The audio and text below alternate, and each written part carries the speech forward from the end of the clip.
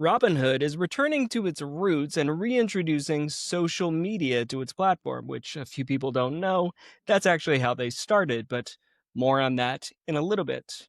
Welcome to Cryptocurrents, the weekly podcast of people working in crypto talking about everything you need to know that's important in crypto. Think of us like a fresh cut mango in the fridge. You just reach in and grab a handful, and you don't have to do any of the work. I'm your host, Vince, and today I'm joined by our resident degen, Kale, What's up? and Carly from the Mew team. Hello. So, we'll talk about Robinhood in a little bit. I want to actually kick things off and talk about something that I got on a soapbox about yesterday to Kale, and that is American Express partnering with Base to do passport stamps. Now, Kale, start talking about this, and I'll get wound up and just interject here in a second. Dude, I think it's cool. So you're going to hate this take, but I was thinking about this yesterday and I came to the conclusion that this is what crypto was made for. Nonsense of American Express? Pretending to be a government? What do you mean? Let me elaborate. So obviously this isn't like the end all be all of blockchain tech. But I feel like this was like an inevitable outcome, like not everything is going to be like a super utility, like very, very useful use case, like some of them are just going to be like literally collecting digital things. So yeah, this makes sense to me. I downloaded it on my own American Express app. Oh, okay. It's super simple. So you just go into the settings and then there's a button. It just says try new features. You click the button and then on the back end, it creates a custodial wallet for you managed by American Express. But as the user, you don't see it at all. Like you don't know you're interacting with blockchain. You just click a button and then your stamps show up. So it tracks by where you have spent money using your American Express card. Right. So like when we went to Thailand with Mew, or like even like at the airport stop in Hong Kong, I wish I used my Amex there because then I would have like those stamps. But because I didn't spend any money on my Amex in those countries, I don't have the stamps. But yeah, it's just like a little NFT souvenir collectible thing. You can't use them through customs. Right. They're not like actual passports. So that's kind of like where I'm bumping on it because like, and I guess I didn't like read in the listener on what exactly this is, but American Express is partnering with Base to basically issue NFTs as digital passport stamps for when you travel abroad.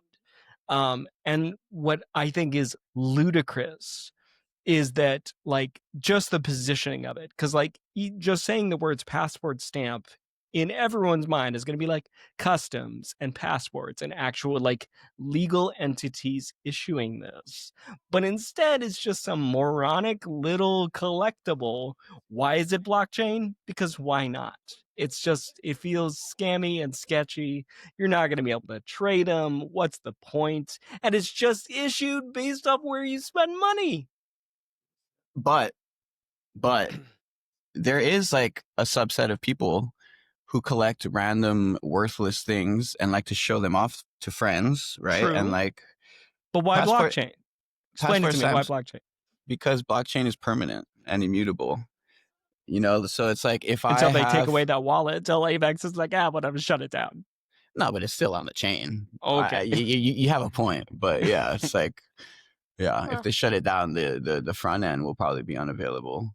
Yeah, but yeah, I mean, I like the idea just because like digital collectibles are fun. I get that. But Carly, talk to us about this. What's your take on this? I am 100% with Vince on this one.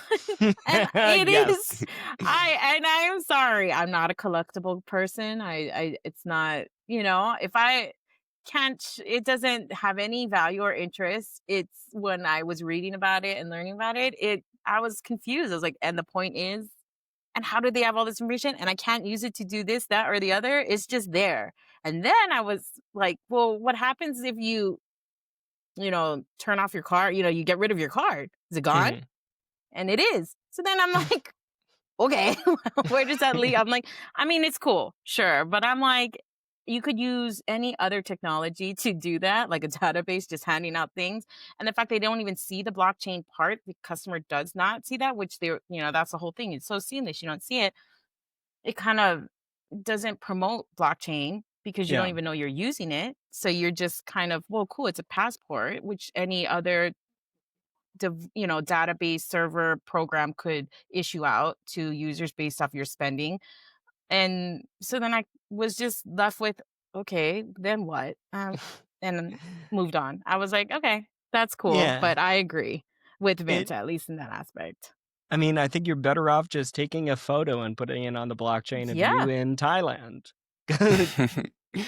I mean, yeah. No, you guys have a point for sure. But I 'Cause also want you to then just, Kale, the moment you've like integrated this, find some like Etsy vendors who you can like payment process $1 to them in London and see if you get a stamp. It's like, oh, he spent money in London. Here's your jolly old England that, stamp. yeah. No, that's. I wonder if that would work. That would be I hilarious. Do you have a community of people you can like reach out to that's like engaging in this as well? Or is it just you on your solo island unless you meet up with somebody and talk about it? Yeah, it's a good question. I'm pretty sure it's just like people doing their own thing in their Yeah. own little See, they bubbles. could have done that and integrate, had that community build more of a sense of community. So they were like, oh yeah, link up with these other people that went to Thailand. Or even a sense of flex, right? Like American Express is basically built on flex economy. People want to like show off their American Express Centurion or whatever nonsense, but a lack of kind of a social aspect is it's a great shout, Carly. Yeah. But Kale, give us one more defense of it. I feel like we haven't swayed you on why it's stupid. Yeah, no, you haven't. Like, I feel like this is just like this was why I prefaced in the beginning that like not everything is going to be super useful. Like Yeah. blockchain tech, we can build things using blockchain stuff that isn't going to be like super useful to people. But still, it makes sense in my head because at the end of the day, the data is immutable. You can't delete it. Once it's there, it's there. So it's like you can't manipulate it. So it's like, yeah, it's not like super interesting. It's not like a crazy use case, but I do feel like it's an upgrade from like Yeah. the databases and data sets that we use today. Yeah, it for me, and I told this to you, it just gives me vibes of like when Starbucks was like, we're It does, launching yeah. NFT stamps for It does for feel very Starbucks. much like 2021 Starbucks Which for sure. I'm fine with. I mean, maybe that means that kind of the AI hype cycle is out and away, which is called a segue to our next topic, which is Maybe. the Ethereum Foundation is spinning up a new department specifically to deal with AI and scaling Ethereum and AI and dealing with kind of all of that. Let's kind of zoom out and talk about the intersection of AI and blockchain and just kind of get your general opinions on this. Kale, kick us off. Yeah, so I've mentioned this in past episodes, but I truly believe, just give it enough time, I think that Ethereum and AI are like mother moon and father sun. And they're going to be so instrumental in building whatever the future brings. Because yeah, they're such powerful tools on their own. Like Ethereum introduces a whole new ecosystem of financial possibilities. AI introduces its whole other, all these possibilities. And then when they converge, it's like, yeah, it's like utopia. It's like the beginning of utopia, basically. If everything goes right, though, obviously. Because I'm like very much an idealist in this sense. But yeah, I mean, I think that if everything goes right, it could be super cool because as of right now, the AI agents that we have are basically just chatbots. Yeah. But in the future, like they're not going to stay chatbots forever. Devs will build them out. They'll get more complex and whatnot. And eventually these AI agents will be able to trade and rebalance accounts, play games for you while you're offline. They can be like grinding your WoW or RuneScape account. But then what's the point? Yeah, no, true. Like I'm not a fan of that use case, honestly. But I saw somebody say it on Twitter, which I was like, that's very interesting. They can book like do travel things for you, like book and settle travel. They can do a bunch of stuff. And I think that, yeah, this is just like the natural evolution, and I'm excited to see where it goes. Yeah, kind of on the meat and potatoes of this, I am intrigued that this does feel like the new direction of the Ethereum Foundation, actually trying to get ahead of, these different hype cycles and actually push more for adoption rather than being so hands off, which they've notably been very hands off. At the same time, they did launch their Ethereum marketing wing. What was that, like a year ago? And I don't think I've seen anything about them in a while. Yeah, Etherealize or what? Etherealize? Yeah. I totally forgot about them until just this moment. Yeah, and that's kind of one of the things where I'm always like, the best of intentions, but let's kind of see their follow through. But Carly, you're new to the show. Talk to us about AI and blockchain. What is kind of your take on AI and then the intersection of the two? I mean, I think it's a natural progression for Ethereum, for the community to move forward in that direction, to, like you said, get ahead of it. I mean, my personal opinions on AI might be, Ooh, affecting what I see that lay going. it on us. Like, Yeah. do you let's use hear any it. AI in your day-to-day life? I mean, I see good use cases for it. I guess So no, you don't. I don't use it in my day to day. I am that skeptical person on the other end. I don't know if Mhm. it's, the decade I was born in or not, but it's just the hesitation there of not everything needs to be that, just speeding everything up even more. I mean, we can go through case studies and seeing how use cases that are really beneficial to have it and how it can benefit things. It's always just that playing with that gray area of where, like how much is too much. And that's always a question I always ask myself. Like, is it necessary, or is it just because? And if it's just because, you just kind of lose that human knowledge, that human base of how things should be working out. And I guess in my personal opinion, I still, that to me, while AI can help push knowledge, it also prevents the real learning of knowledge. And so in this case, and so I think that it can work with Ethereum. There's definitely really good use cases, but I'm always very skeptical and hesitant on how far that envelope should be pushed and how far the bots and chats and the programming and the coding side are all, what they're doing, and how it affects the user interface and how users are using AI to do things.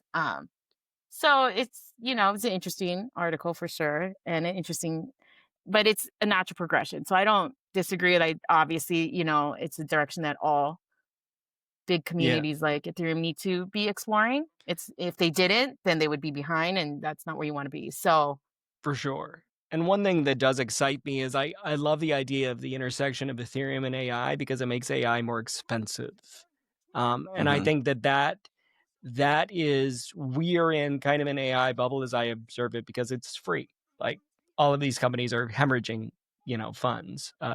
OpenAI is looking to raise $100 billion over the next 6 years.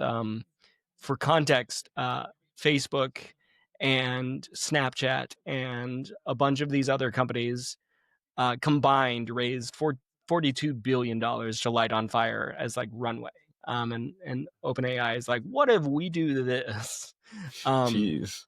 So yeah, and that's the biggest problem when you're like, oh, recreate this image 100 times, so we see the image get dog fooded into oblivion, because we can.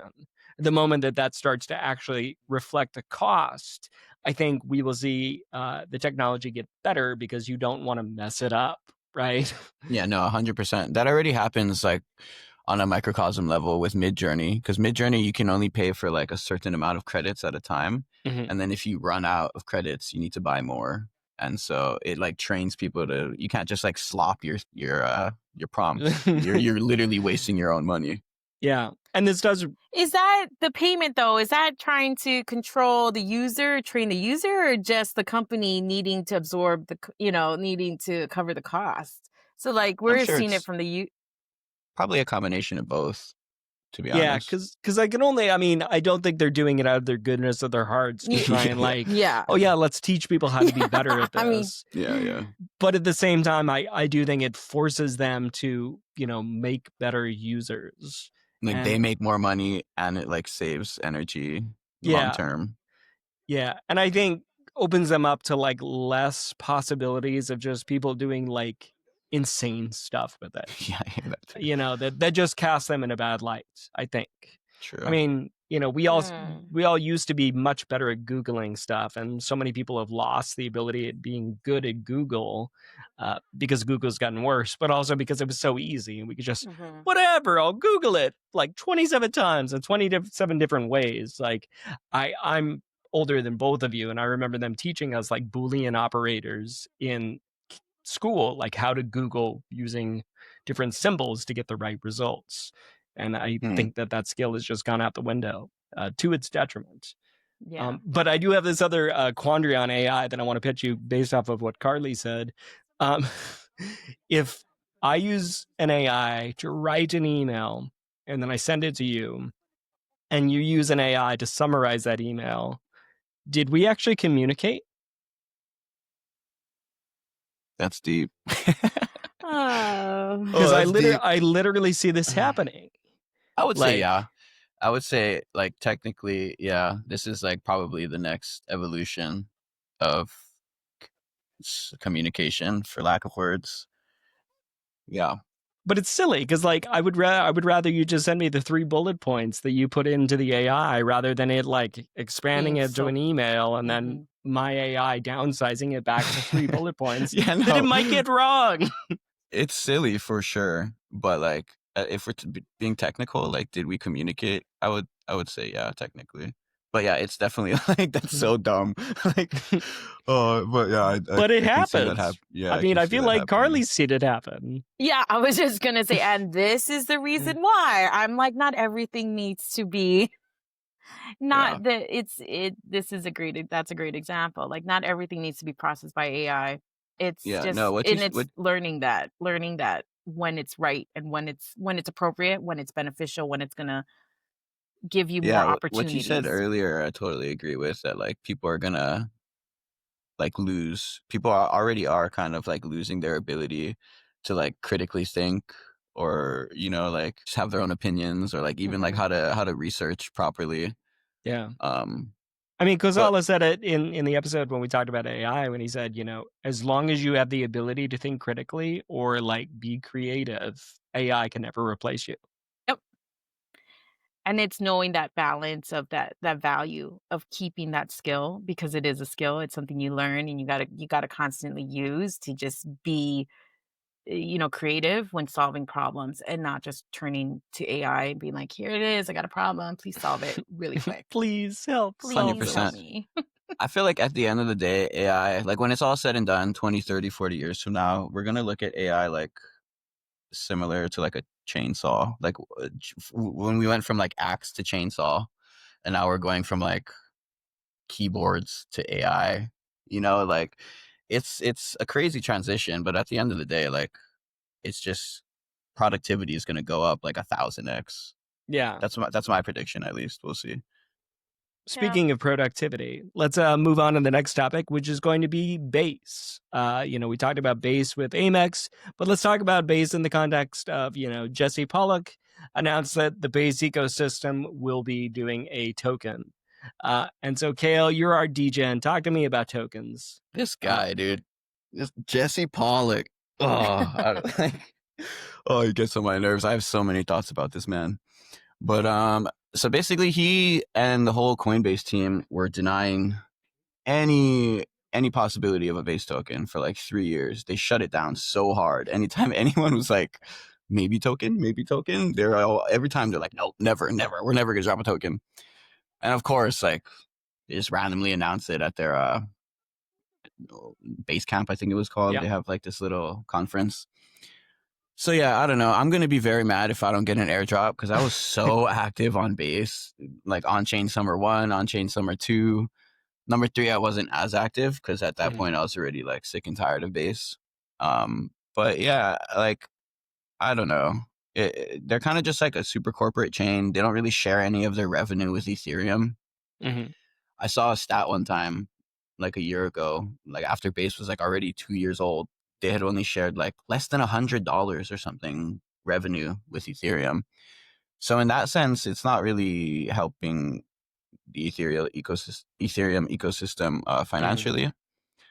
Maybe like through mindshare, they're bringing people into Ethereum based or Ethereum adjacent stuff. But yeah, for the token in particular, Jesse like took 2.5 minutes to just say a bunch of nonsense, and then yeah, he's like, "Well, we're dropping a token." Or he could have just went up on stage and been like, "Token," and then walk off stage. It would have been just as impactful. Yeah. But yeah, I don't know. I'm not super excited about it. It feels just like another BNB or another crypto.com token. Okay. Unless they like share their fees with the users or like have crazy incentives. Like I don't know. It's just another ecosystem token to me. I like see it and roll my eyes. I'm like, ugh. Yeah. Well, speaking of rolling your eyes, Carly, you're not in the trenches. I'm sure you're not one out here farming airdrops. No. Are you? Okay. No. Talk to me kind of like as someone that's not in the in the trenches. Token launches, airdrops, like what's your shake on that? I mean, I don't know if I have much an opinion on it. It's my first question was, why the heck did it take you so long? What was holding you up? I mean, that was literally my first question in my head. And again, not in trenches, don't know the backstory, just know that they're obviously held off on it and now they're deciding to do it. Like, what triggered you to do it? It can't just be because you felt like doing it. I want to know why. I want to know what changed. I think they were waiting for regulations. That was my suspicion. Yeah, that like, a favorable, environment to launch a token. And also I'm sure that there had to be a significant discussion about like, what will this do to Coinbase's stock? How does this affect it? How, is the perception of this? So I think there's a lot of like question marks about this. But does the concept, Carly, as someone that is newer to crypto, of like, ooh, an airdrop, would that ever motivate you to like get in the trenches and mess around with a new chain trying to farm something like this? It's a quick user survey here, a user survey of one. User survey of one. If it easily was that simple, why not? I am not against any of it. It doesn't deter me in any way, but I'm not gonna go hunting for it. So if I got it, sure, I would definitely like look into it and see what it's about. But it's not something that I would go, check in daily, log daily. Exactly. Yeah. Like I'm gonna be like a one time, like, oh cool, I did this, looked into it a little bit, and now I got a new token. All right, it's gonna sit there forever.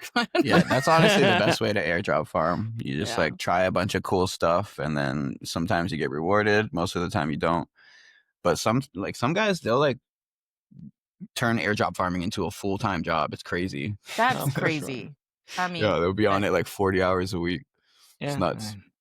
I mean, crypto is an interesting space. And you know what else is an interesting space? Traditional finance, which brings me to where we started, which is Robinhood. So the short of this is Robinhood did their, every 6 months, it seems that they do an event where they show off a bunch of new product innovation things.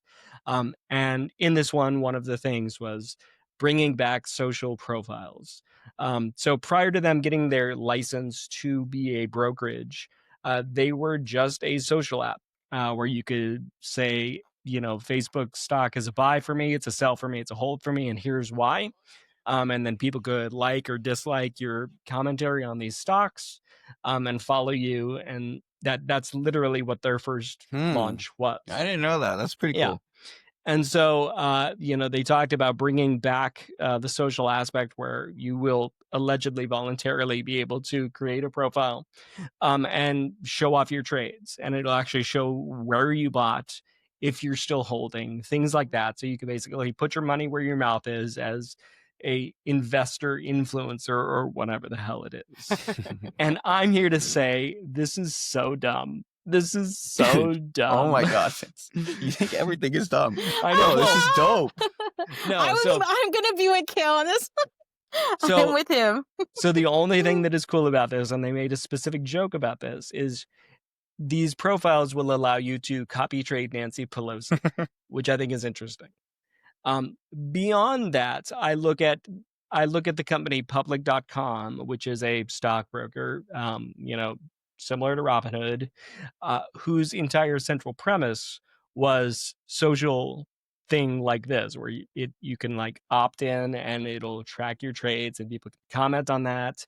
You can go into any trade and be like, oh, look, Kale bought 400 of, KLC or whatever stock it was. And then I can provide commentary on that.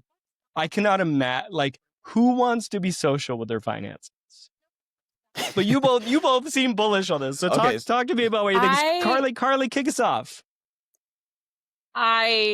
I would not be social with my finances, but the idea, there are so many influencers out there that are trying to promote at the top of their lungs, whether they're legit and totally credible or just full of crap. And that's what you don't know, right? But there are so many people out there like that. So when it makes sense that Robinhood would want to bring that and try to make it a credible environment and bring in some rules to help ensure that the people represented in that social group are legitimately providing sound advice and not crap. So I mean, I actually think it's cool for people that are just trying to learn how to invest. There's so many people that are just listening and listen to podcasts and to social influence or investor influencers, seeing like all these people. Influencer, I think is And the the fact word. that you Something know, like like that. the example of Nancy Pelosi and you get to see what I mean, that exposes a whole new section that, you're following these people transparently, hopefully on Robinhood, that you can see it and see what they're doing. Um, so I actually think it's cool that it's an option now, which I think is funny that you don't, and I'm on board with Kale this time. Well, Yeah, no, hold on, real quick, Kale, before you go off of this, I'm gonna poke some holes in Carly's argument. Okay. So Carly, would you enable this? Would you say, yeah, let me show off what I just bought? If I was a social influencer, and my If you're next you, question, no ifs, like you as a normie, like this is for normies. oh no, not as a So no. normie, because So I don't then have the follow-up question, confidence. would you read anyone else's things? Yeah. Would you follow my trades? Would you follow Kale's? If I felt like I resonated with you, and this is how influencing works, right? You listen to them, you're like, oh, do I feel like I resonate with this person socially, economically, blah, blah, blah. Okay, cool. I feel like he's a legit guy. My own opinion, obviously. You could totally be BSing me. I have no idea. But you go through that process, and now you follow them. Okay, now the next step is, am I going to follow their advice and actually do what they say they're doing?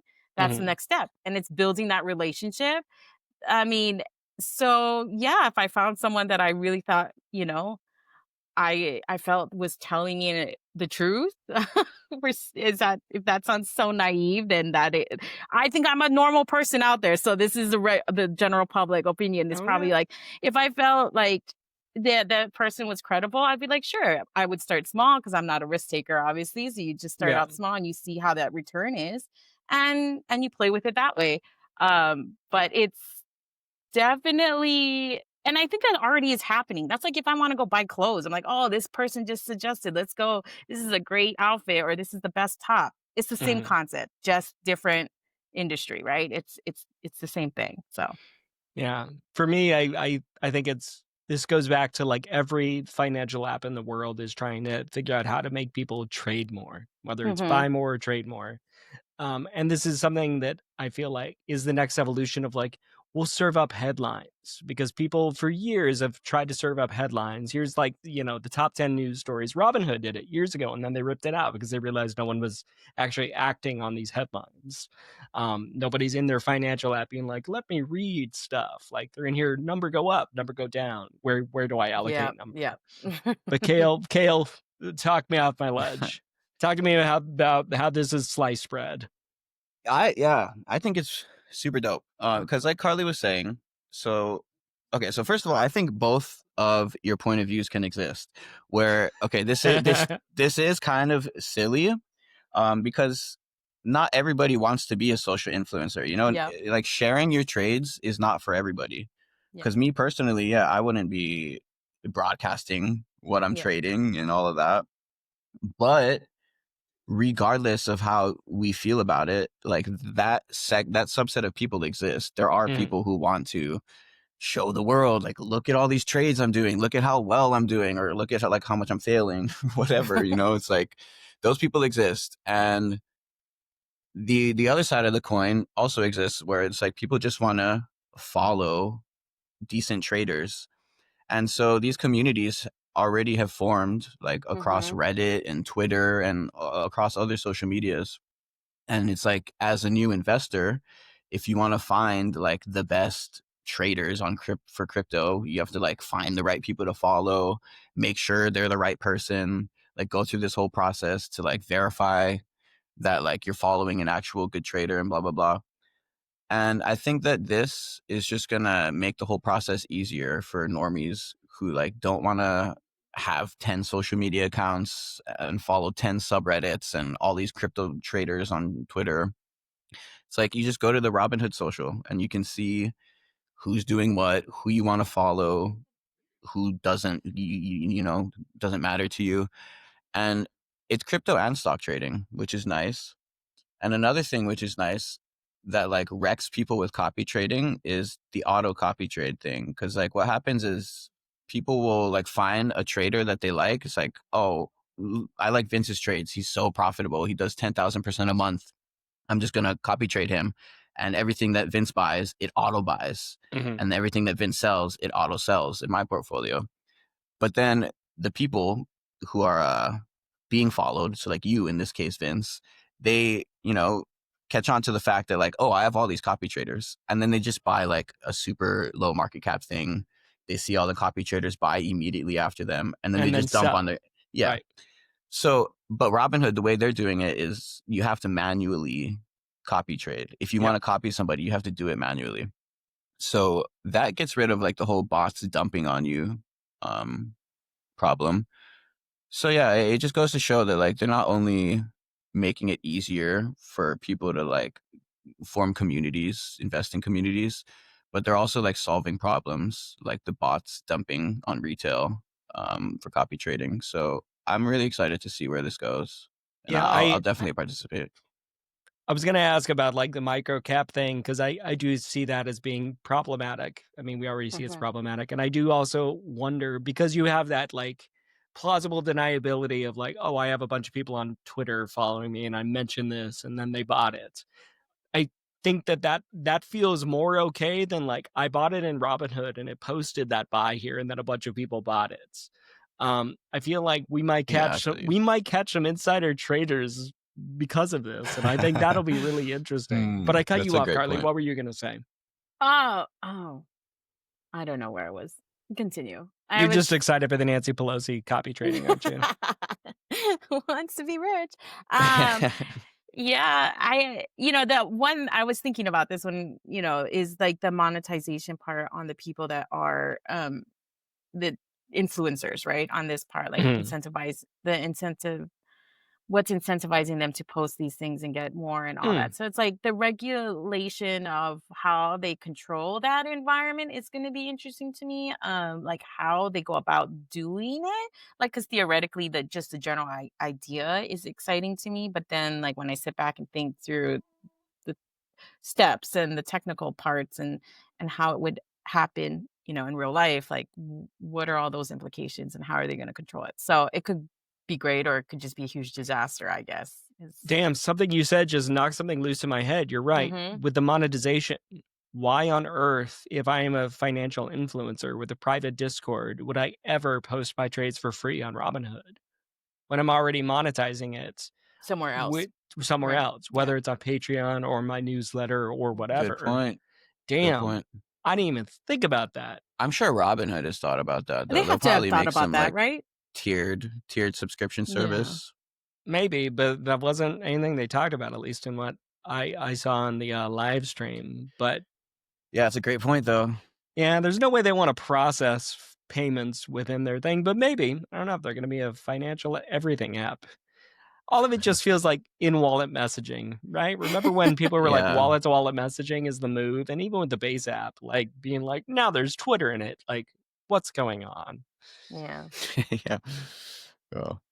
I just like to keep everything in its place. It makes it easier to digest. But you know what's really easy to digest? The end of this episode. We hope that you enjoyed it, and we hope you feel smarter, because you should be. Make sure you follow all of our social medias in the links below. Leave us a 5-star review wherever you get your podcasts, and we will see you in the next episode. Thanks, guys.